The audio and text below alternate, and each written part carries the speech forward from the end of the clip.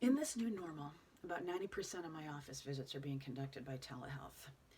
A small portion of those have involved the actual condition that I'm usually treating, whether it's their recovery or their joint pain or their upset stomach or whatever. A much larger portion have been spent deconstructing the strange montage of evidence-based intervention, armchair economics, and conspiracy theories, which we're all getting hammered these days. There's a wide range, but the two big thought clusters seem to be either team, we're all gonna die, and team, this is all bullshit.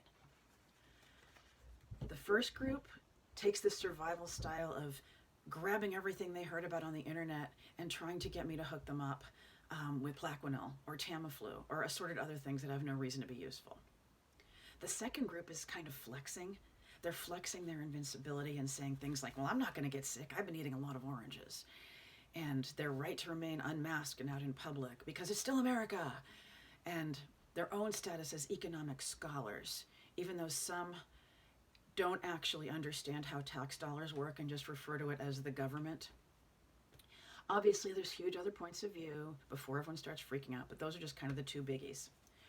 One of the landmines that I encounter in my own credibility when I try to present as an authority on literally anything, I pull forth a landslide of doctors are assholes and doctors don't know everything and doctors are on the pocket of big pharma, which you might know is my personal favorite.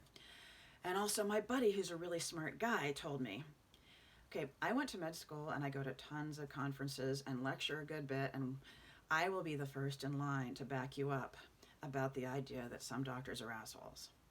I will second your motion that we don't know everything. I will further believe you when you say that you have a buddy who's a really smart guy.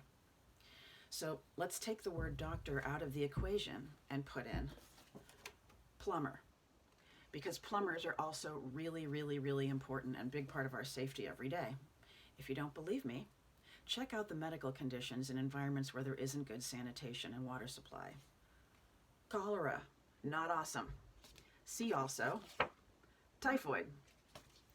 So let's say your pipes are backed up and toilets are overflowing and your house smells and you're having a crap in the backyard and you can't do laundry because that would involve your water working. So the we're all gonna die team would manage this by getting on the internet or talking to all their friends who are also freaking out and trying to get on the list for liver transplants in case they get hepatitis A, and then stockpiling weird things like kitty litter. That all would make them feel safer, but it wouldn't really accomplish anything, and it would create problems for other people who really need kitty litter and liver transplants. But then they get all offended if I try to talk them down from this. They would never involve a plumber because those guys are just trying to take money. The this is all bullshit team believes there's nothing wrong with the pipes, that we just need to get back to normal and run the water like we've always done and keep flushing. We didn't bug out when it got muddy last spring, right? They don't call a plumber because they don't need one. We should all just be normal and keep going to work even though we smell like pig pen. They have a friend who's done a lot of reading up on this. He's not a plumber, but he is really smart. To the last point, my husband's also a really smart guy. He's in fact a member of Mensa, which leads me to goof on him all the time. He has a lot of really intelligent things to say and is good at problem solving. But you know what? Here's how I would involve him in a plumbing issue. I would say, do you think there's something wrong with this drain? And he'd say, yes, we should call a plumber.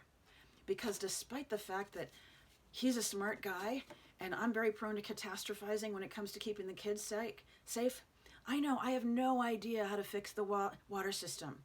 Googling it would not turn me into a plumber. Reading up on it would not turn me into a plumber. There's a lot of education that goes into being a plumber and a lot of practical experience. Education and experience which I have not had.